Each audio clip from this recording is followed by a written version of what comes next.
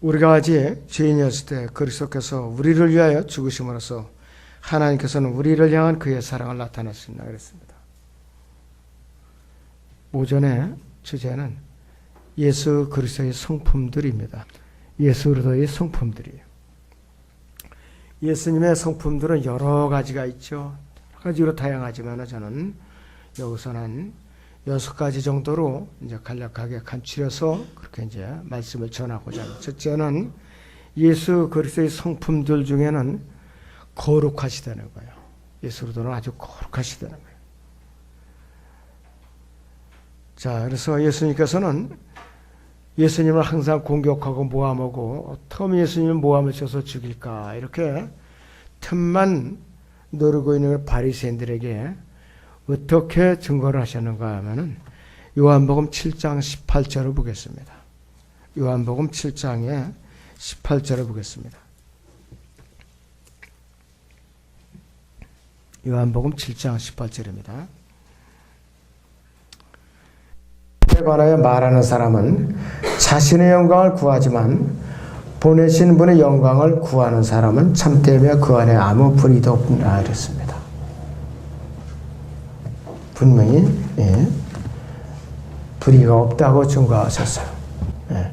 그런데 공개적으로 자신 있게 불의가 없다고 증거를 하셨어요. 인간이나 하나님께 알려진 어떤 죄도 짓지 않았다고 그렇게 자신만만하게 이제 증거하셨고 올바르고 순결한 일만을 행하셨어요. 예수님께서 시험을 받으셨어요. 광야에서 시험을 받으셨지만은 시험 받는 것 자체는 죄가 성립이 안 되죠. 그리고 또 사도행전 3장 14절을 보세요. 어떻게 자신에 대해 소개하고 있는가. 사도행전 3장 14절을 봅니다.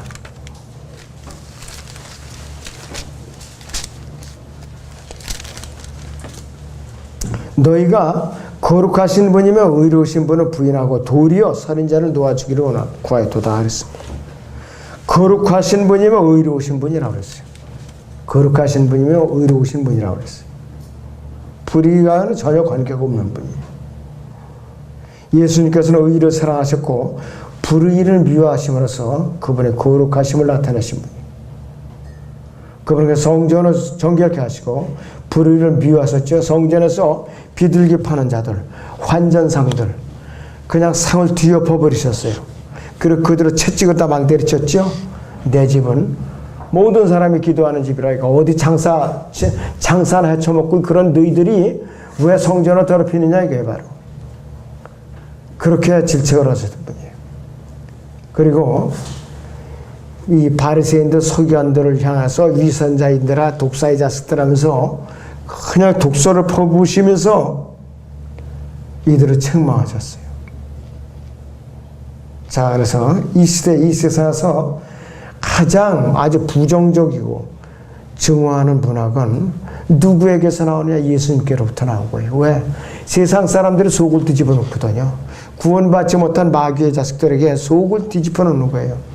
그러니까는 요 예수쟁이만 없으면 이 세상이 화평할 텐데, 야, 골칫거리라고만. 그래서 적교로서가 준비하는 것이 앞으로 대환란을 통한 대학살이란 말이에요. 자, 그래서 우리는 이것을 잘 이제 피해서 셋째 하늘로 피난해 가야 돼. 이것이 휴거라 이것이에요. 누구에게 조건이 있는가? 구원받은 거듭난 성도들에게만 조건이 있는 것이. 주님 영접해서 영원한 생명을 얻어야 된다 이것이. 그래서 구원을 받지 못한 이 세상의 어떤 사람도, 어떤 조직도, 단체도 다 죄에 대해서 부정적인 설교를 미워하게 돼 있어요. 자, 부정적인 설교는 뭐냐? 죄에 대해 책망하려면은 이쁜 설교가 안 나와요. 사람들 가려운 길을 긁어주는 그런 설교가 안 나오게 돼 있다 이것이. 그래서 그들은 하나님을 미워하게 돼 있어요. 그런데 이 세상에서 모든 것을 사랑하고 모든 자와 더불어 잘 어울리는 자가 누구냐? 마귀야 바로. 모든 자와 잘 어울려. 모든 것을 또 즐겁게 한다 이것이. 데살로니가서 5장 21절에서 모든 일을 시험해보고 선한 것을 붙잡으라 그랬어요. 모든 일을 시험해보고 선한 것을 붙잡으라 그랬어요. 그리고 로마서 12장 9절에서도 악을 증오하고 선과 연합하라 이렇게 명령을 하셨는데 성경에서는 선과 악, 거짓과 진리 대조를 이룰 수가 있어요. 그 예수님께서 불의를 절대로 미워하시는 분이에요. 또 분명한 어조로 불의에 대해서 사정없이 고발하시는 분이에요. 그 마태복음 23장 전체가 부정적이에요. 반사회적이고 반진리적인 말씀을 선포하셔요. 그러니까 그 당시에 종교 지도자들이 울분을 자아내가 분이 차서 그냥 부글부글 끓는 거예요. 예수 하면서 그냥 이자를 때려 눕혀야지. 결국은 십자가로 다 보내버리고 만 거예요, 이들이. 예수님의 두 번째 성품에는 사랑이신 분이에요. 두 가지로 나타나는데 첫 번째는 하나님 아버지를 사랑하셨어요. 아버지 하나님을 뜻을 행하러 오셨죠. 그분께서는. 그리고 아버지께서 원하시기 때문에 하나님께서 원하시기 때문에 양들을 위해서 그분의 목숨 자체를 내오신 분이고 또 갈보리 십자가에서 구속사역을 완성해 놓으신 분이에요. 그리고 이분께서는 요한복음 14장 31절을 보세요. 뭐라고 밝히시는가? 요한복음 14장 31절.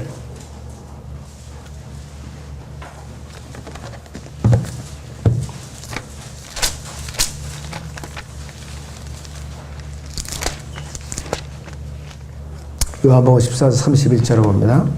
그러나 내가 아버지를 사랑하는 것과 아버지께서 내가 명령하신 대로 내가 행하는 것을 세상으로 알게 하려는 것이라 일어나라 여기를 떠나자고 하시더라 그랬습니다. 아버지께서 이제 하시고자 하는 거 알리시고 그리고 그분께서 주님께서 아버지를 사랑하는 것 아버지께서 내게 명령하신 대로 내가 행하는 것을 세상하라고 알려 이렇게 하는 거라 이것이. 예수님께는 그분에게 복종하심으로써 그분의 아버지 하나님께 복종하심으로써 사랑을 나타내셨어요. 그런데 그분께서는 하나님의 뜻을 행하라고 오셨다고 그랬어요. 그분 자신의 뜻을 행하려고 온 것이 아니에요. 요한복음 6장 38절에 의하면은 내가 아버지를 사랑하는 것과 아버지께서 내게 명령하신 대로 내가 행하는 것을 세상으로 알게 하려 하는 것이라 그랬어요.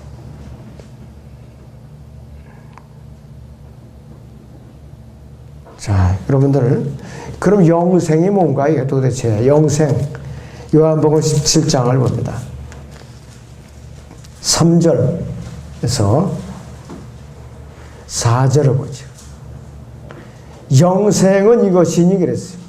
그 사람들이 유일하시고 참 하나님이신 아버지와 아버지께서 보내신 예수 그리스도를 아는 것이옵니다. 이것이 영생이에요. 하나님을 알고 예수님을 아는 거. 하나님을 알고 예수님을 아는 건 뭐냐면 영이 없는 자가 알 수 있어요? 불가능한 거예요. 영이 살아있어야 알지요. 거듭나야 한다 이거예요. 예수님 영접해야 한다는 뜻이에요. 바로. 이것이 바로 영생이에요.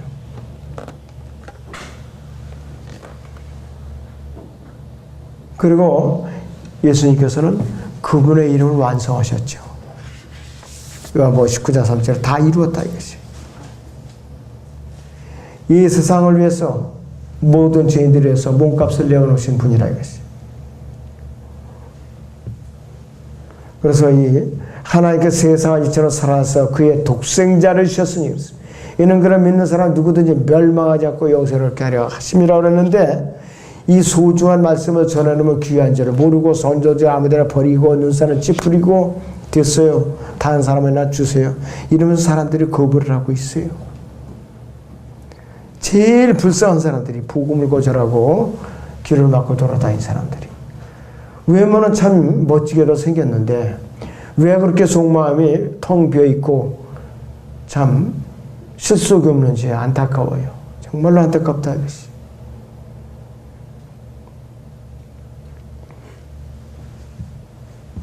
예수님께서는 경건치 않은 자들을 위해서도 목숨을 내어놓으신 분이에요. 그리고 우리가 아직 죄인이었을 때도 그분께서는 우리를 죽으심으로써 우리를 사랑하신 분이에요. 특히 그분께서는 몸된 교회를 사랑하신 분이라 이것이. 또 예수님께서는 그분의 이제 제자들을 사랑하실 뿐만 아니라 세상에는 자기 사람들을 사랑하실 때 끝까지 사랑하셨고, 또 마가복음 10장 45절에 보면 인자도 섬기를 받으러 온 것이 아니라 섬기러 왔고 많은 사람을 위해 자기 생명을 몸값으로 주려고 오셨다고 그랬어요. 근데 대본에 보면은요, 교회 좀 오래 다녔다고 하는 사람들이 나중에 된 사람들한테 섬김을 받아요. 보니까 이게 큰 병폐라고요. 요즘 말은 적폐. 응? 이것이 청산해야 돼요. 교회 안에서. 먼저 된 사람들이 섬김에서 잘 보살펴야 되는데, 나중 들어온 사람들의 섬김을 받고 자꾸 눈치를 보게 하니까 나중에 들어온 사람들이 이 성장을 못해요. 겁이 나가지고 눈치를 보게 되고. 이런 것은 보통 이 독약이 아니에요. 다 빨리 제거해야 돼. 이 교회 안에서. 예수님께서는 갈보리 십자가에서 숨을 거두시는 그 순간까지도 누가복음 1장 34절에 보니까 이 백성들이 조롱하고 로마 군병들이 조롱하고 종교인들이 조롱을 하더라도 아버지시여 저들을 용서해 주옵소서, 그들은 자기들이 하는 것을 알지 못하나이다 이것이에요. 그렇게 몸이 고통스러운데도 불구하고 육신을 입고 이 땅에 오신 예수님께서는 우리의 고통을 나눠 가지시고 우리의 가난을 지고 가신 분이에요. 그분께서 그럼 왜 이 고통과 가난과 슬픔과 인생의 짐을 지셨는가? 인간의 연약한 체질을 갖다 맛보시라고, 미리 연약한 체질을 맛보셔야 그분께서 감당할 수가 있는 거예요. 그리고 셋째 하늘에 지금 대제사장을 계시지만은 우리의 그 연약한 체질을 다 이해하시니까 중보기도를 하시는 거예요. 인간의 연약한 체질을 경험한 사실이 없다 하면은 중보기도가 나올 수가 없어요. 나올 수가 없다 이거예요. 자, 여러분들이 뭘 하려면은 어떤 사건을 이해를 하려면 그 사건을 내가 경험을 해봐야 돼요. 또 어떤 일에 대해서는 이해를 하려면 경험을 해봐야 되는데 미리. 경험이 없는 사람은 탁상공론밖에 안 돼요. 자기가 못 느끼니까. 아담으로서 타락한 모든 죄인들의 혼들을 위해서 그분께서는 죽으신 거예요. 예수님의 성품은 대표적으로 두 가지를 요약한다면 첫째는 거룩하시고 두 번째는 사랑이신 분이에요. 그래서 이 그리스도인들을 향한 그분의 사랑은 매일같이 드러내 주시고 우리를 보호해 주시고 우리를 부양해 주시는 분이에요. 자, 빌립보서 4장 19절을 봅니다. 빌립보서 4장 19절을 보시죠.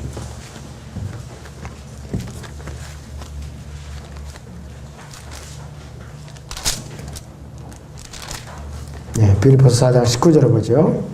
그러나 나의 하나님께서 그리스도 예수를 통하여 영광 가운데서 그의 풍요함을 따라 너희의 모든 필요를 채워주실 것이라, 이렇게 말씀을 하고 있어요. 그리고 빌립보서 4장 13절에서는 내게 능력 주시는 그리스도를 통해 내가 모든 것을 할 수 있느니라 했어요.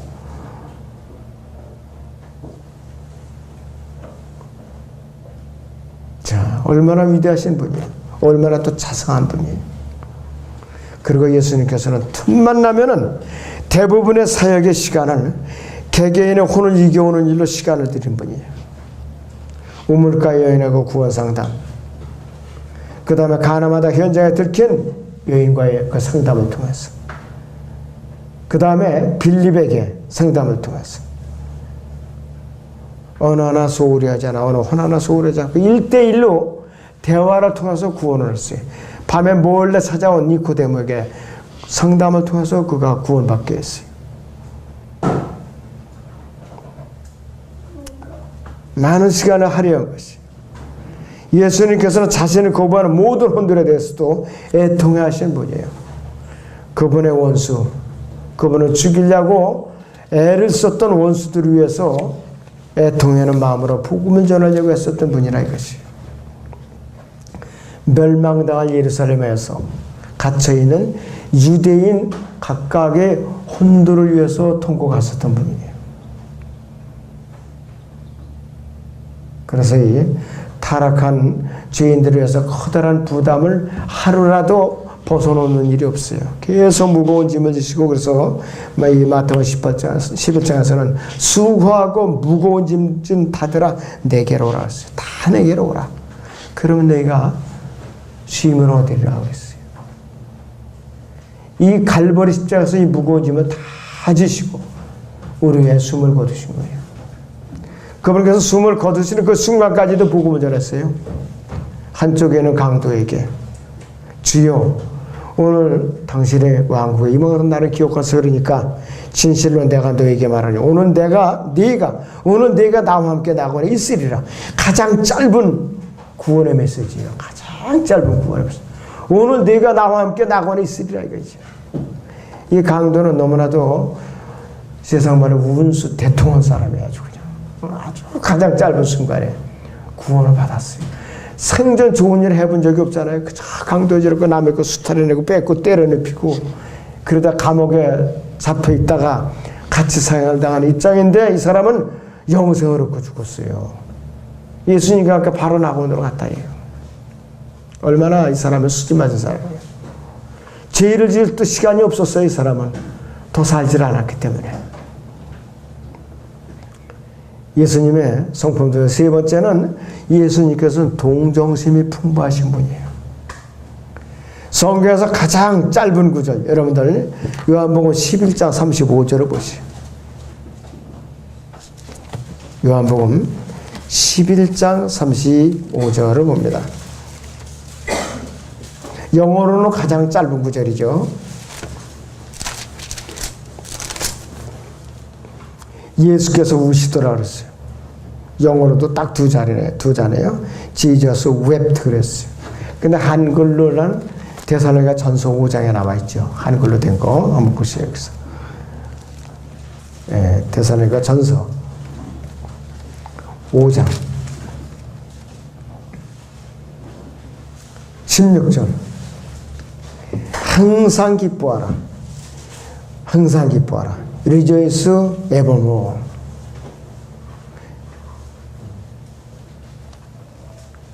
요한복음 11장 35절하고 차이가 있다면은 스펠링이 데살로니가서 5장 16절이 좀 작죠. 그 차이밖에 없어요. 예수님께서는 동정심이 많으신 분이에요. 군중들을 향해서도 동정심을 갖고 5,000명이 남자만 5,000명이 모였을 때 남자를 포함해서 남녀 어린아이까지 거의 한 2만 명이나 모였을 때예요. 들판에 앉았을 때 준비한 거라고는 어린 소년이 가지고 보리빵 5개 물고기 2마리밖에 없었다 이거예요. 그래 빌립보게 물어보니까 200데나리어치 싸도 모자라겠나이다 그랬어요. 이게 예수님께 다 하셨죠. 네 대답 내가 뻔히 안다. 믿음이 있는가 없는가 시험해 본 거에 불과한 거예요. 예수님께서 하늘을 향해서 쭉 하시고 다 먹이시고도 남은 조각을 12광주리에 모았더라 그랬어요. 그것이 마태복음 14장의 사건이고 마태복음 15장에서는 4,000명을 모이시고 장정만 그리고 7광주리에 모았다 그랬죠. 그분께서는 그렇게 먹이시는 분이에요. 그리고 예수님께서는 날 때부터 소경된 자는 눈을 뜨게 해준 분이에요. 날 때부터 소경된 자. 그리고 마귀에게 사로잡힌 자를 불쌍히 여기셔서 마귀를 내쫓고 온전케 해주셨고 2,000마리의 돼지 떼를 내려 몰아버리시고 나인성 과부의 아들 상해를 메고 나가는 것을 상해에다 손 얹으니까 아이가 살아나고 병든 자를 고쳐주는 걸 인색하지 않으셨고 또 말과 행동으로서 실제적으로 동정을 베푸시고 사랑을 몸소 보이시는 분이에요. 근데 이 시대에 신유은사 집행하는 사람들은 뭐냐 꼭 조건이 있어요. 우리 교회에 나와야 된다. 빈손으로 오는 게 아니다. 은근히 압력을 줘요. 그런데 왜 재발을 하느냐고요. 왜? 병원에 가지 말아야지. 한 번에 나버려야죠 그냥. 자, 예수님께서 성품 중에 네 번째는 늘 기도하시는 성품을 가지세요. 늘 기도하세요. 히브리서 5장 7절을 잠깐 보시오. 히브리서 5장 7절을 보겠습니다. 자, 여기 보시면은 이렇게 말씀하고 있어요.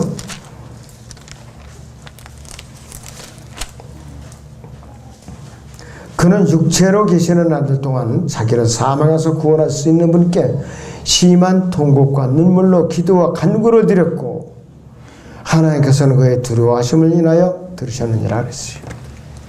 육체로 계시는 날 동안이었어요. 이 땅에 육신을 입고 계시는 날들 동안이에요. 사복음서에서는 밤새워 기도하시는 일을 자주 볼 수가 있어요. 누가복음이나 마가복음이나 또 침례 받으시기 직전이나 그 다음에 광야에서 시험 받으시기 직전이나 12 제자들을 택하시기 직전 언제든지 기도하세요. 그리고 이 지상 생애를 아버지 하나님께 기도하심으로써 마감했어요. 숨을 거두시는 그 순간에 마지막에 그 강도를 구원해 주시고 누가복음 23장 46절에서는 아버지시여 내 영을 아버지의 손에 의탁하나이다. 그리고 숨을 거두셨어요. 홀로 밤을 새워서 올리브산에 올라서 기도를 하셨지요. 그래서 예수님께서는 기도를 통해서 시험을 이기셨고 기적들을 행하셨고 병을 고치셨고 또 죽은 자들을 살려주셨고 때따라 죽음을 피하시기도 했고 하나님께 영광을 돌리셨어요. 우리는 어떤 일을 시작하시기 전에 또 마칠 때에 기도로서 시작하고 맺어야 되는 거예요. 또 예수님께서는 온유하신 분이에요. 예수님께서는 아주 온유하신 분이에요. 예수님께서는 다툼과는 반대되는 마음제스를 갖고 사셨어요. 그분이 온유하시고 그분이 다른 사람들에게 부드럽고 친절하게 대하신 것을 볼 수가 있어요. 그분을 대적하는 자들에게는 사정없이 내리치셨어요. 말로 채찍으로. 예수님께서는 마음이 온유하시고 겸손하셨어요. 마태복음 11장 29절을 보죠. 마태복음 11장 29절을 보겠습니다.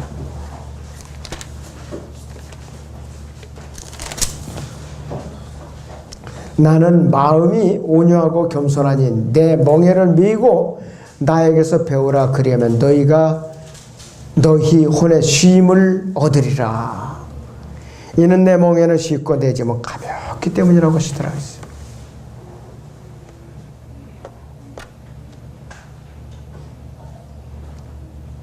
예수님께서는 상한 갈대를 꺾지도 않으시고 연근한 심지도 끄지 않으시는 분이에요.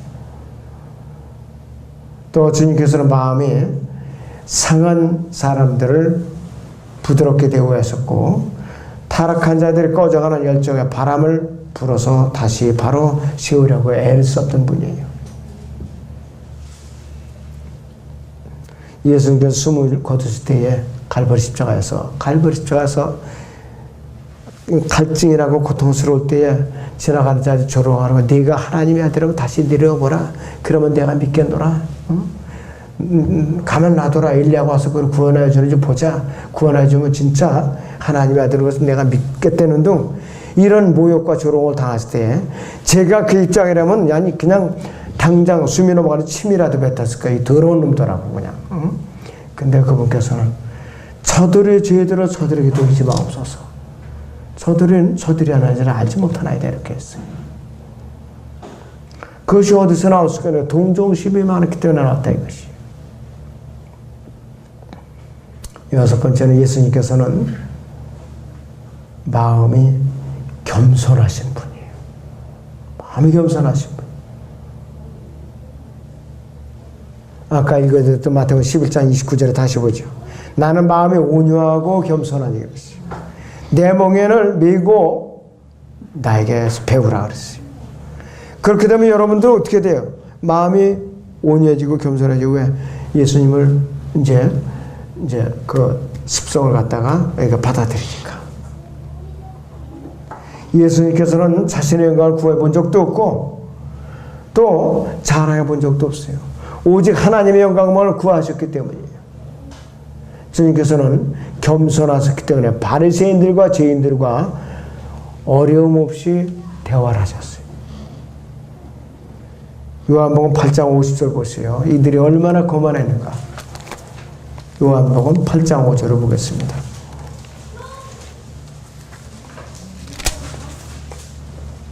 요한복음 8장 50절.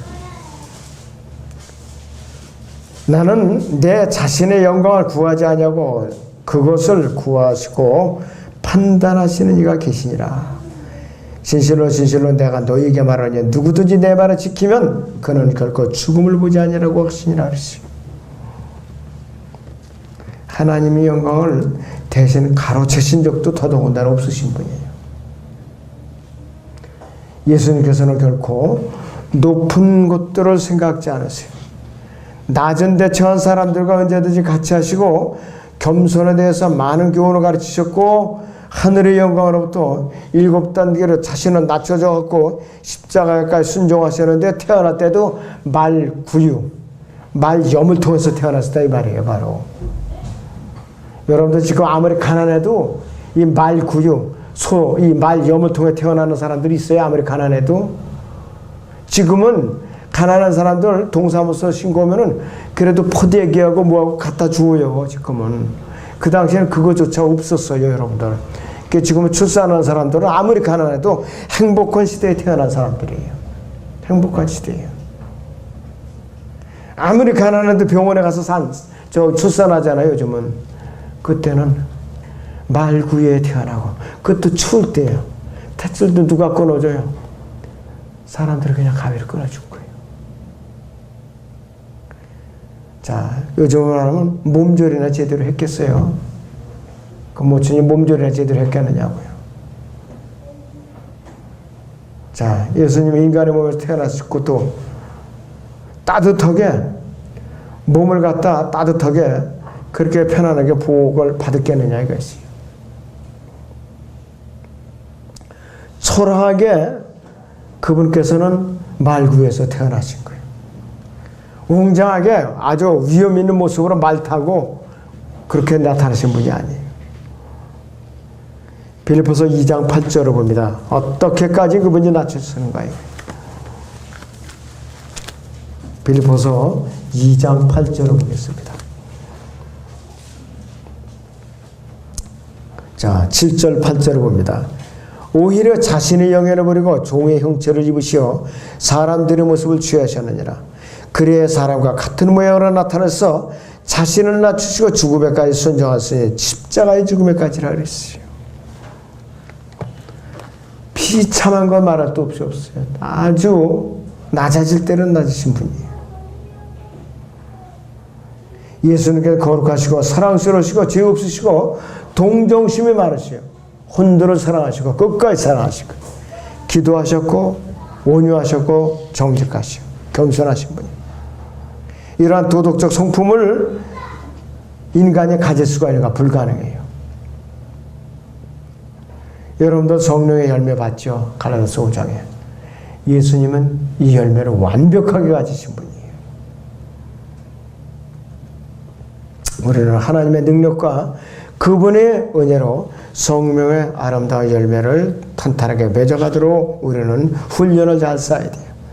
여러분들 점심 식사 후에 영적 성장 단계 우리 배우고 있죠. 이거와 맥이 같은 거예요.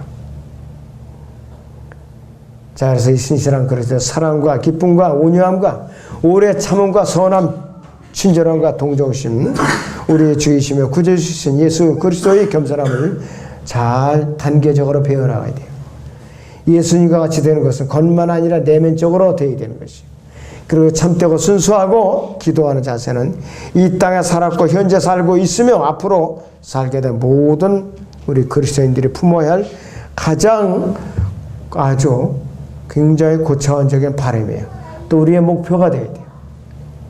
우리가 예수 그리스도를 영접하여서 구원받은 이후에 우리의 도덕적인 성품과 영적인 성품을 그분을 따라서 형성시키는 것, 우리가 평생의 최고의 목표가 되어야 된다 이것이.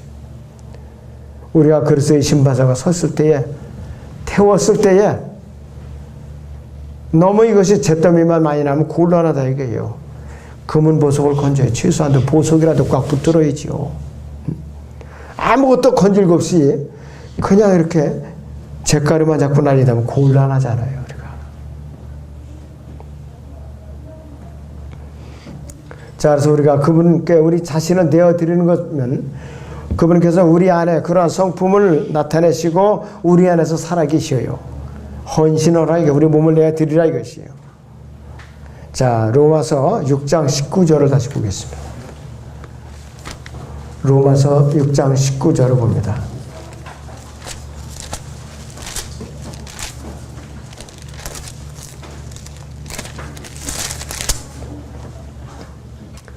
너희의 육신이 연약함으로 내가 사람의 방식대로 말하노니 전에는 너희가 너희 지체를 부정과 불법의 종으로 되어주어 불법에 이른 것 같이 이제는 너희 지체를 의의 종으로 들여 거룩함에 이르라 그랬습니다.